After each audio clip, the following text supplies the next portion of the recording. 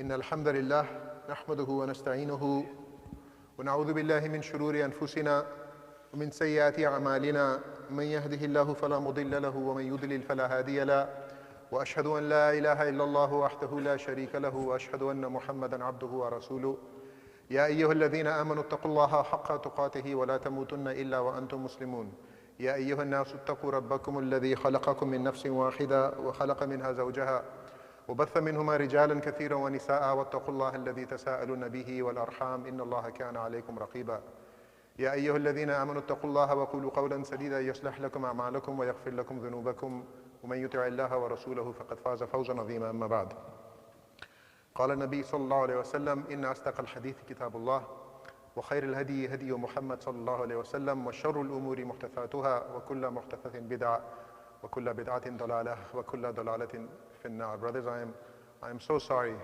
for coming late. I make no excuses. I apologize. I wasted your time. What I wanted to talk about today is something that I feel was a good way to address some of the challenges that we're experiencing in our time. And there's a lot of confusion in our times, right? There's a lot of confusion, and there's a lot of people don't have clarity, right? People are not even clear about what gender they are, right? So you've got boys who want to be called she, her, and girls who want to be called he, him, and some boys want to enter girls' bathrooms because they identify as girls, and you've got girls who want to join the Boy Scouts. There's a lot of confusion in people's minds. People don't have an example, a yardstick that sets the standard for them, right? But we in Islam, thankfully, alhamdulillah ala ni'mat al-Islam, we in Islam, we have examples, not only from the life of the Prophet sallallahu alaihi wasallam, but even from the Salaf. Who are the Salaf? The Salaf are early Muslims, right? And they're defined as the first three generations of Islam. And these were the generations that were closest to the Prophet sallallahu alaihi wasallam. And so, looking at the lives of even one person from these generations that have preceded us can help recalibrate some of the confusions that are in our minds, right? So what is a woman supposed to be like? What is a man supposed to be like? What is muruwa, right? What is manliness? Should I apologize for being manly? Should I be sorry and try to change the way I've been created and try to mess with pronouns and things like that so I can be something that I was not intended to be? Should we be sorry for being brave, having courage, having generosity, having chivalry? If we have been given certain attributes, should we be thankful for them, or should we be sorry and remorseful for them? One of the best examples that I wanted to share today, I thought about talking about Khalid ibn Walid, and he would have been an excellent example to talk about, but he is spoken of so much that I decided to talk about somebody who I feel is not spoken of as much, and who is an excellent example for people to follow, so they can get their minds recalibrated in many issues, not just this issue that I talked about. And so this man, from the over 100,000 companions of the Prophet sallallahu alaihi wasallam, this is about the same number of companions, if not more, that the Prophet had when he passed away sallallahu alaihi wasallam, right? There was one man who had the same name as the Prophet sallallahu alaihi wasallam, because there are many Abdullahs, Abdullah ibn Umar, Abdullah ibn Amr, ibn Mas'ud, ibn Abbas, so many of them, and there are many that have common names. But there was one man who had the same name as the Prophet sallallahu alaihi wasallam, and he is called the Knight of the Prophet. You know what a knight is? Somebody who wears armor, somebody who's on a horse, somebody who has a knife or a lance or a spear or something. And this companion, his name is Muhammad ibn Maslama. Muhammad ibn Maslama. He's not spoken of as much, but if you study the seerah of the Prophet, you'll hear his name. Muhammad ibn Maslama was probably African, right? Dark-skinned. He was tall. He was stout, bald-headed. He didn't talk that much. He was a very, very manly guy. Just looking at him, there was no, he projected manhood in any way that you could think of. Allah subhanahu wa ta'ala guided him to Islam. He used to live in Medina, and he had affinity with the tribe of Aus. You know, in Medina you had the Ansar, the Aus and the Khazraj. His loyalty was with the tribe of Aus. And so he accepted the invitation to Islam when it was given to him by Mus'ab ibn Umair, and he becomes Muslim even before the coming of the Prophet sallallahu alaihi wasallam. So he's already Muslim when the Prophet sallallahu alaihi wasallam comes to Medina, so he's one of the earliest of Ansars. And so what Muhammad ibn Maslama became to be known for, and we'll talk about this, is that he would do what the Prophet said, and he would do it with impeccable precision. Never backing away from the smallest deed. He would not exceed the bounds, but he would certainly not do less than what the Prophet ﷺ had asked him to do. And so later on, after the Prophet ﷺ would come to Medina, you would have many battles that the Prophet fought in. He was with the Prophet ﷺ in every battle. In every battle, the battle of Uhud, the battle of Badr, this battle, that, but the only battle that he did not participate in was the Tabuk expedition. And this is not because he was cowardly or he made an excuse to not go. It's because the Prophet ﷺ had appointed him as one of the deputy governors of Medina to take care of the people of Medina in his absence. That was his reason for not going to Tabuk. Otherwise, he would have probably been there as well. He would tell his children later on, he would tell his children, ask me about the battles of the Prophet so I can tell them to you. Right? He didn't want that legacy to be forgotten. So he would encourage his children to ask him questions about the battles of the Prophet ﷺ. In the Battle of Uhud, when Khalid ibn Walid came around the hill that had 50 archers, when many of those archers had left and only 13 remained, and they attacked the Muslims from the rear, many Muslims, as they were fleeing, many of them left the company of the Prophet ﷺ, right? Putting the Prophet ﷺ in grave. It was a moment of utter confusion. It was a moment of absolute confusion. People were running in all directions, right? And so Rasulullah ﷺ had very few people with him. Among those people that stayed with the Prophet in the face of abject danger was Muhammad ibn Maslama. He stuck with the Prophet. And later on, when Mecca would be conquered, Fath Mecca, when the Prophet entered Mecca, he would go on to, purge the idols from Mecca. But before he did that, on his camel, Qaswa, he did the tawaf on his camel. And the person holding the reins of the camel of the Prophet out of so many hundreds of, thousands of companions was Muhammad ibn Maslama. So this tells you of the closeness that he had with the Prophet and the closeness that was given to him by the Prophet sallallahu alaihi wasallam. But where Muhammad ibn Maslama really shines is where his history is co-joined with the history of a shaitan, of a terrible person whose name was Ka'b ibn Ashraf. Ka'b ibn Ashraf was a Jewish man, and he had a special hatred for the Prophet and for Muslim women. Muslim women are more modest than average women. They cover their heads, they cover their faces, they wear these loose, baggy clothing. So Ka'b ibn al-Ashraf, who was a poet, very good with the Arabic language, would write poetry to mock and ridicule the Prophet, and he would write especially obscene, especially explicit things about Muslim women to humiliate them, because he knew they would really hurt them, as opposed to somebody who has no shame. They don't care what you say about them. So he would continue to do this, and when the Muslims lost in the Battle of Badr, and he saw the Muslim army returning victorious with captives from the Meccans, the hate in his heart increased even more. He went all the way from Medina to Mecca and tell them, you got to fight them again. Come on, fight them again. They won you. Don't let them have this victory. So not only was he writing obscene, explicit things about Muslim women, about the Prophet ﷺ, he was also encouraging bloodshed, telling them, the Meccans, you guys have to take revenge. You have to take revenge. Rasulullah ﷺ found out about his efforts, this person. And he said, Ya Allah, rid me of the son of Al-Ashraf, whichever way you can. Now, while the Prophet ﷺ is asking for relief from this man, Ka'b ibn al-Ashraf comes back to Medina, and now he starts inciting the people of Medina. You know, Medina, you had Jewish tribes, you had the Munafiqun, you had people that really didn't like the Prophet ﷺ at all. And now he comes to Medina, and he starts to do the same thing. And he's writing poetry, which used to go viral at the time. That was their entertainment at the time. And it was a show of your, what command you had of language. So now he's writing poetry about women, humiliating things, explicit things, obscene things. He's writing about the Prophet, and now he's doing in Medina what he was doing in Mecca.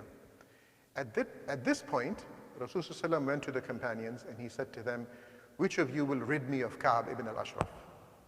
Silence. And then one man raised his hand, and it was Muhammad ibn Maslama, and he said, I will, Ya Rasulullah. And so he got up and he went to his house, and he started thinking, and he started thinking.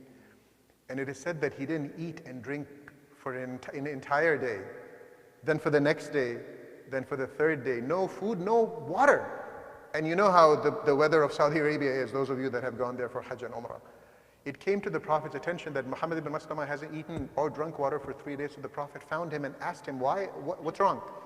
He said, Ya Rasulullah, I made a pledge to you that I will do something, that I will carry out this operation for you, right? But I don't know if I'll be successful. He's not saying, I don't know if I can do it or not, maybe I won't be able to go. He's saying, I just don't know if I'll be successful in killing Ka'b ibn al-Ashraf, this shaitan. So the Prophet ﷺ said to him, all you have to do is try.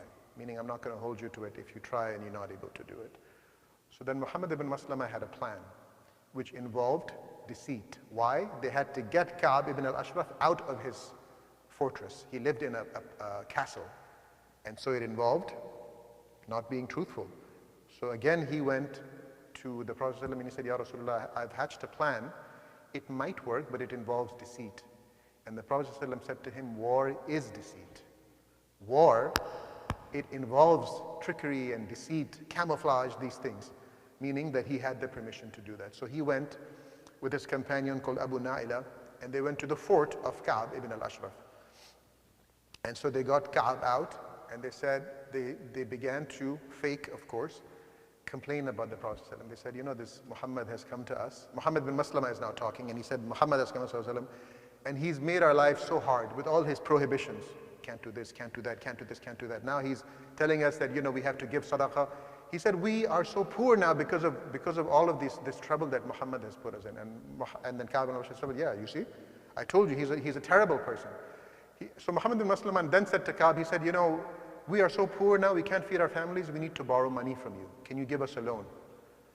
So Ka'b ibn al-Ashraf, he said, sure, I'll give you a loan, but you have to give me collateral. You need to give me something that if you can't pay back the loan, I get to keep. And so Muhammad bin Maslama says, what do you want? Ka'b said, I want your women. This guy is obsessed with Muslim women for some reason. He said, I want your women. Give me your wives as collateral. Muhammad bin Maslama said, you are the most handsome of people. Why would we put our women into temptation and give them to you? He said, okay, give me your children. Meaning if you can't pay back the loan, they're going to be my slaves. Ka'b ibn al-Ashraf said, if we gave, Muhammad bin Maslama rather said to Ka'b ibn al-Ashraf that if we give you our children, and we were able to get them back, we pay back the loan, then they're going to be ridiculed for their entire lives that our children were made collateral for a loan, a paltry loan.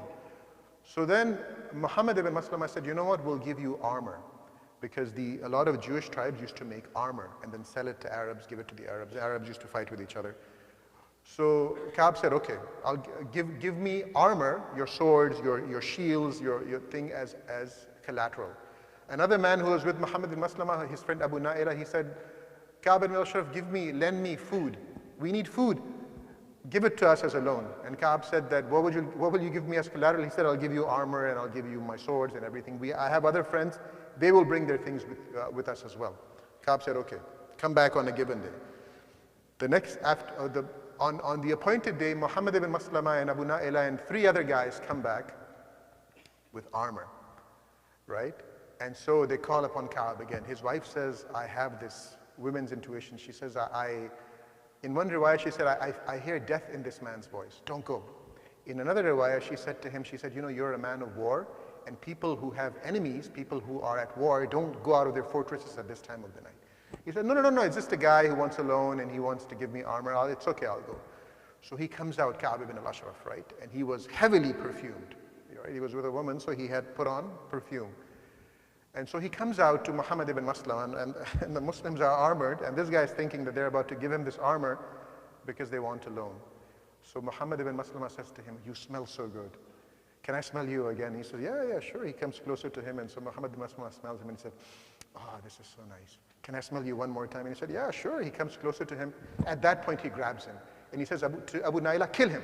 And so all the Muslims killed Ka'b ibn al-Ashraf.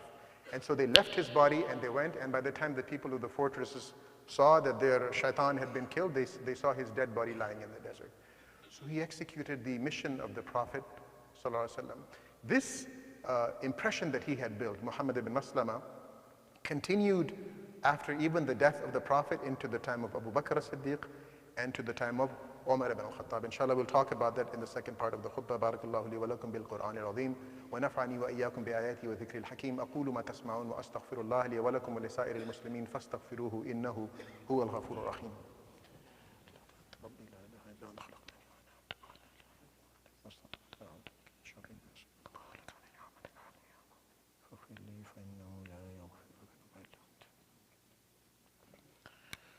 Alhamdulillahi Rabbil Alameen, wa salatu wa salamu ala Rasulil Kareem wa ala alihi wa sahbihi ajma'in, amma ba'd.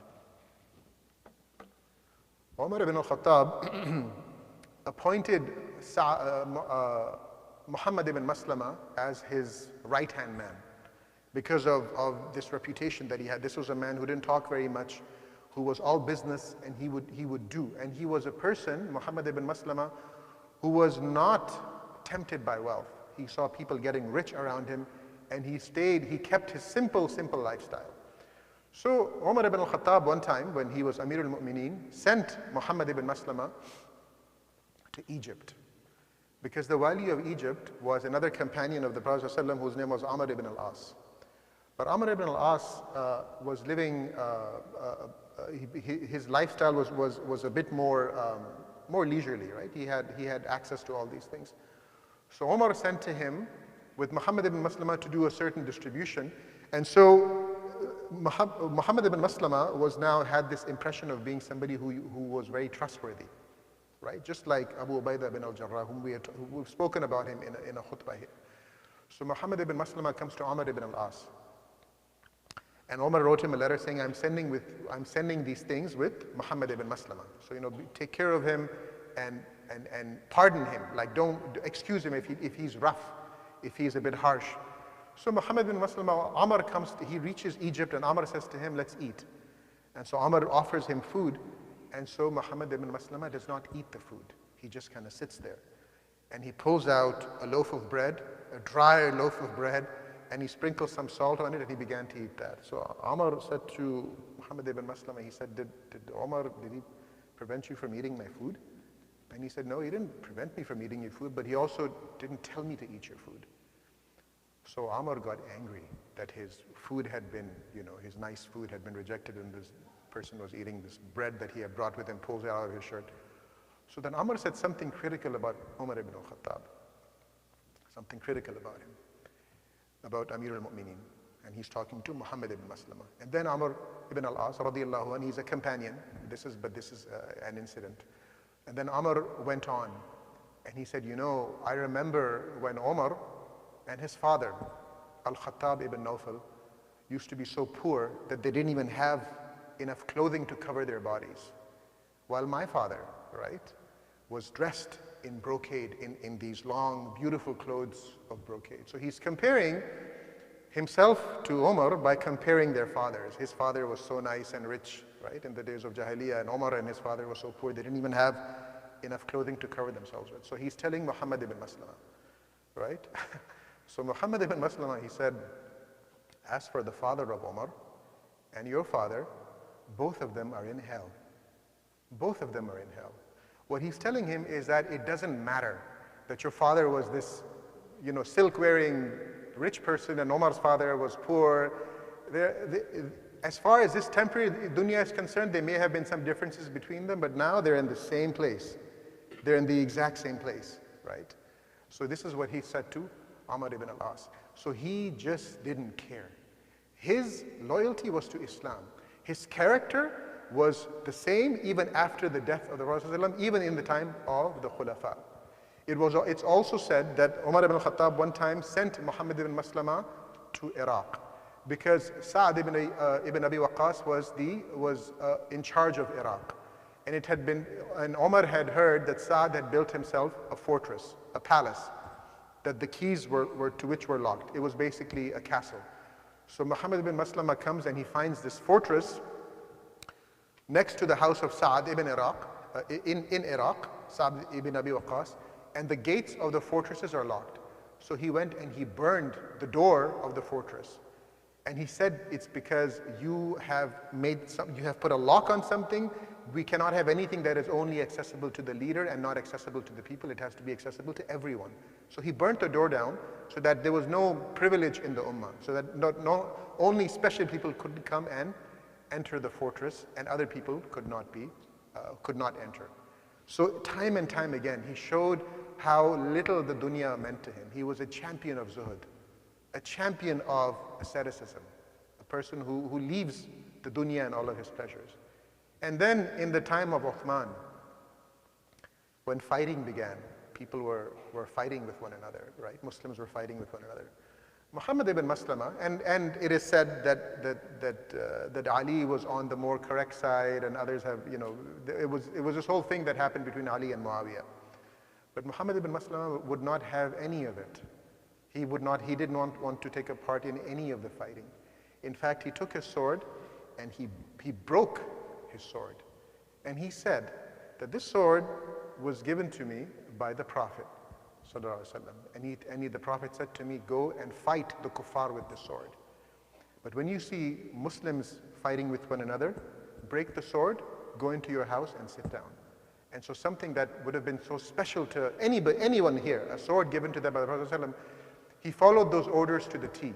He fought the kuffar with that sword, but when he saw Muslims fighting with one another, he did not want to have any part in taking any side that had anything to do with spilling Muslim blood. He broke the sword that was given to him by the Prophet ﷺ. This is an example of manlyhood. This is how he lived his entire life, right? Towards the end of his life, it is said that he had a sword that he would hang in his house. And so people began to ask him, what is the sword for? He said, I keep the sword to keep the troublemakers scared, right? And that could mean people that start trouble within the ummah, making people fight one another.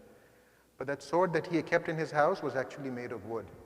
He had no intention of hurting or killing anybody. He was literally there just to keep people from bickering and fighting and Muslims from shedding one another's blood. Later on, he would even leave the city of Medina. And it is reported that someone saw him living in a tent in the middle of nowhere in the desert next to a well. And that is where he lived, and that is where he spent his final days, and he passed away there at the age of 75. This is the legacy of this man, right? And in his life of absolute rejection of the dunya and his pleasures, there are so many lessons. There are examples of manliness, there are examples of courage, there are examples of taking orders, there are examples of renunciating all the pleasures and all the things that come with power. All of these things are found in his life. May Allah have mercy on Muhammad ibn Maslama. What a great example he was to men today, to people who claim to be men, and that is all of us. Inna Allaha malaikatahu yusalluna ala nabi. Ya ayyuha alladhina amanu sallu alayhi wa sallimu taslima. Allahumma salli ala Muhammad wa ala ali Muhammad. كما صليت على إبراهيم وعلى آل إبراهيم إنك حميد مجيد اللهم بارك على محمد وعلى آل محمد كما باركت على إبراهيم وعلى آل إبراهيم إنك حميد مجيد ربنا آتنا في الدنيا حسنة وفي الآخرة حسنة وقنا عذاب النار ربنا فاغفر لنا ذنوبنا وكفر عنا سيئاتنا وتوفنا مع الأبرار ربنا هب لنا من أزواجنا وذرياتنا قرة أعين واجعلنا للمتقين إماما عباد الله رحمكم الله اتقوا الله إن الله يأمر بالعدل والإحسان وإيتاء ذي القربى وينهى عن الفحشاء والمنكر والبغي يعظكم لعلكم تذكرون اذكروا الله يذكركم ويثبت أقدامكم وأقيموا الصلاة إن الصلاة كانت على المؤمنين كتابا